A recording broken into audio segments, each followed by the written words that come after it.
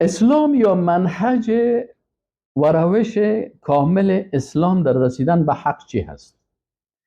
از ما شما یک کسی پرسان میکنه خب شما عقلگرا نیستین؟ میگیم نه نیستیم. چی معنی عقلگرا؟ یعنی رسیدن به حق از طریق عقل. ما میگیم نه، ما نیستیم. خب ایدئالیست نیستین؟ نه خیر نیستیم. خب ماده پرست هم نیستین؟ میگیم نه، ما ماده پرست هم نیستیم، ماتریالیست هم نیستیم. خب علمگرا هم نیستین؟ میگیم نه، ما علمگرا هم نیستیم. یعنی یگانه وسیله رسیدن به حق از طریق علم ایره هم ما قبول نداریم. خیلی میگه شما ماتریالیست نیستین، ایدئالیست نیستین، علمگرا نیستین. یک مکتب دیگه از سوره قلبگرا میگن که چیزی که قلب ما گفت مامور قبول میکنه. ما میگیم ما قلبگرا هم نیستیم. چرا؟ قلب که هست تحت تاثیر بیرون است. بر قلب از بیرون مثلا معلوماتی که میایه از طریق چشم، از طریق گوش، از طریق حواس، قلب امور قبول میکنه، بالاخره متاثر به اون میشه. تو اگر معلومات از طریق حس برش نبیایه و از طریق عقل نبیایه، قلب هیچ فیصله کرده نمیتونه. قلب خودم معلومات های بیرونی رو تصدیق میکنه یا رد میکنه. از این خاطر اگر تنها رسیدن به حق همین چیزی که قلب ما او رو قبول داره او رو بگیریم، مثلا یک نفر در یک جای در کوچه خرابات کلان شده، تمام روز موسیقی است و ساز است، قلب از او به چی میلان پیدا میکنه؟ قلب از او معلوماتی که بر از او داده شده کلش ساز و رقص است. پس قلب از او ساز خوش داره و رقص خوش داره. نه، ما میگیم این قلبگرایی هم درست نیست. پس روش کامل چی هست؟ ما میگیم ما روش کامل برتان نشان میدیم که در قرآن عظیم الشان، در احادیث رسول الله صلی الله علیه و سلم بر ما بیان شده. او چی است؟ او خط فکری جهانبینی اسلام است که ما چه قسم به حق میرسیم. خب شما مسلمان ها چه قسم به حق میرسین؟ براتان جواب میگیم. ما مسلمان ها منهج ما و یا روش ما چی است که ما در محسوسات از حس استفاده میکنیم. ببینیم، در محسوسات از حس استفاده میکنیم، در معقولات از عقل استفاده میکنیم، در تصدیقیات از قلب استفاده میکنیم، در تجربیات از علم استفاده میکنیم و در غیبیات و احکام از وحی استفاده میکنیم. این منهج کامل هست. این از کجا گرفتیم؟ ما میگیم ما از قرآن عظیم الشان این منهج خدا گرفتیم. از حس در محسوسات الله متعال در قرآن عظیم الشان در آیات زیادی الله متعال میگه افلا ینظرون، چرا نظر نمیکنین؟ یه نظر اینجا نظر چشم است. الله متعال میگه شما افلا ینظرون الی الابل کیف خلقت، شما چرا نظر نمیکنین به طرف شتر که چه قسم خلق شده؟ شما خلقت حیوانات ببینید. برگ درختان سبز در نظر هوشیار هر ورقش دفتر است معرفت کردگار. پس ما در مسائل محسوس از حس خود مکلفیت ایمانی داریم که باید استفاده بکنیم، اما حسگرا نیستیم، ماتریالیست نیستیم. چرا؟ حس بر ما بعضی معلومات ها را میده، کلش نمیتونه. حس میتونه تا یک قسمتی تو را به حق برسانه، نمیتونه تا نهایت به حق تو را برسانه. 10%، 15%، 20% حس کمک میکنه، اما بعد از او حس ختم میشه وظیفش و از این خاطر باز تکمیل نمیشه. بنابراین ماده 20% از یه حس استفاده میکنیم.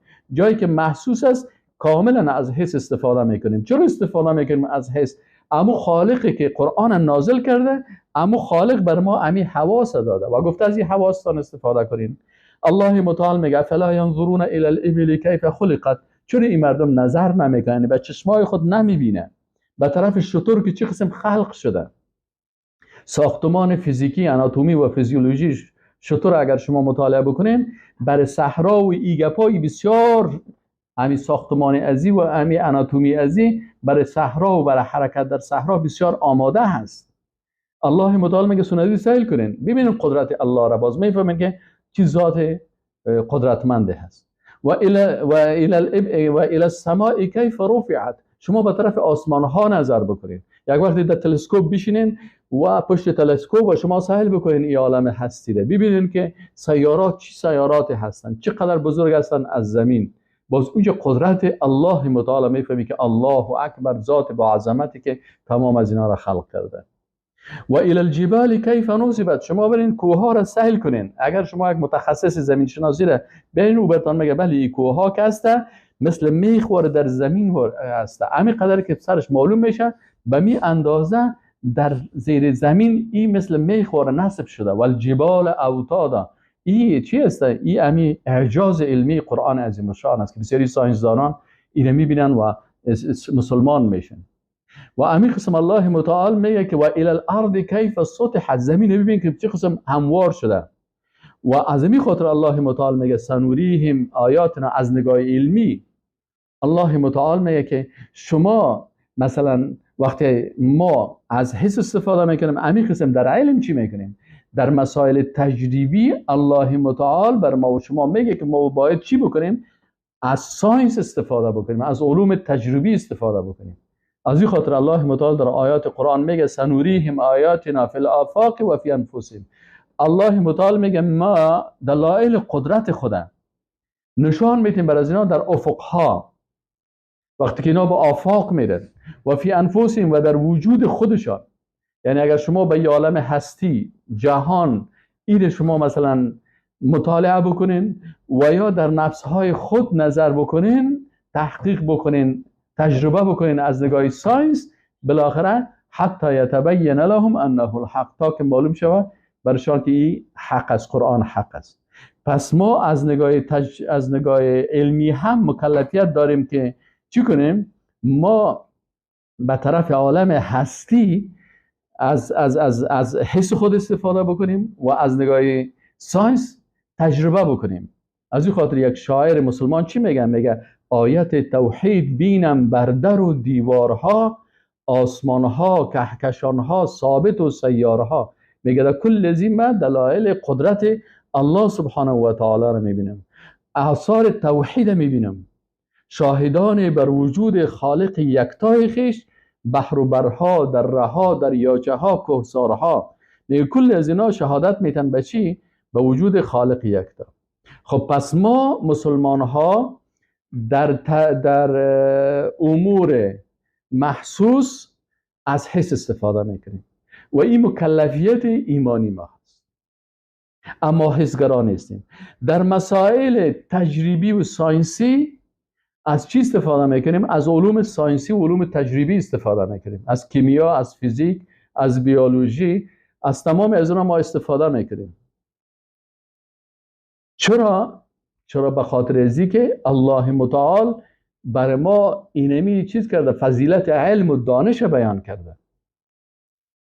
انسانی که مثلا علم داره و دانش داره و به این خاطر مسلمان ها در زمانی که اسلام به شکل کامل تطبیق میکردن، بزرگترین مخترعین جهان مسلمان ها بودن. یک کتاب از در لندن چاپ شده که 1001 اختراع مسلمان ها، بخیال نامش اگر غلط نکرده باشم 1001 conventions، اما تو یک نام برش دادن.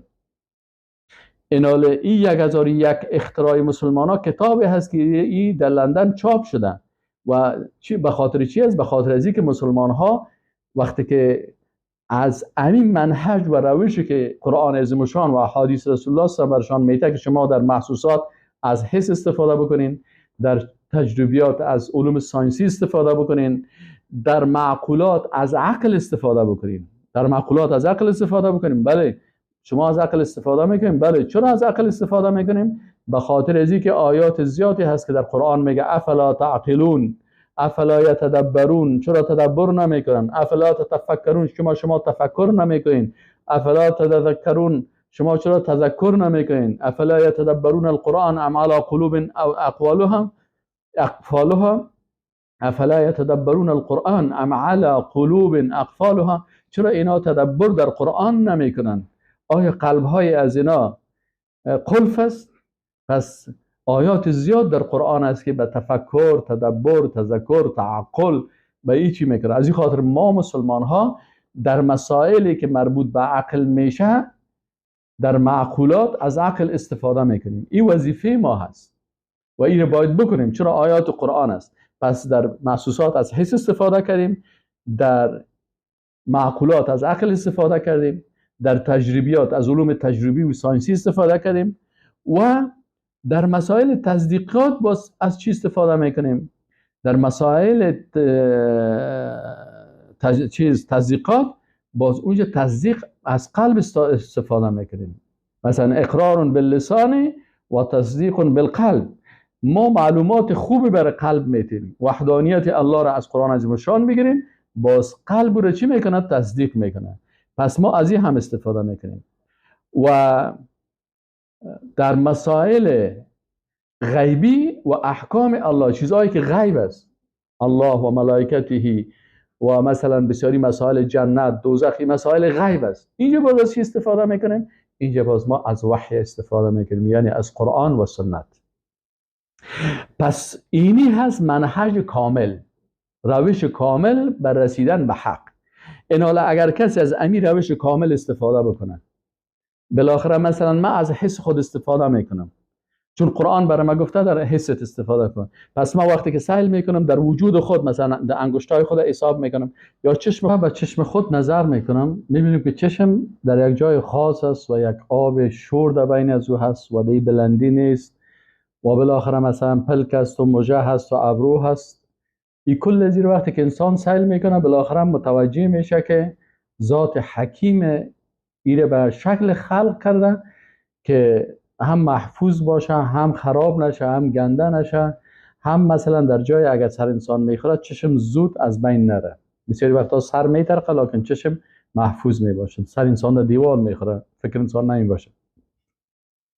اینال منهج مکمله که انسان مسلمان باید رو داشته باشه این است که از 5 چیز ما مسلمان ها در منهج کامل خود استفاده میکنیم. اول، در محسوسات از حس استفاده میکنیم.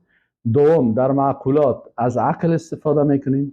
سوم، در تجربیات از علوم ساینسی و تجربی استفاده میکنیم. چهارم، در تصدیقیات از قلب استفاده میکنیم. و پنجم، در مسائل غیبی و احکام از آیات قرآن و از احادیث رسول الله صلی الله علیه و سلم استفاده میکنیم که اینی منهج کامل و متکامل میباشه. و السلام علیکم و رحمت الله.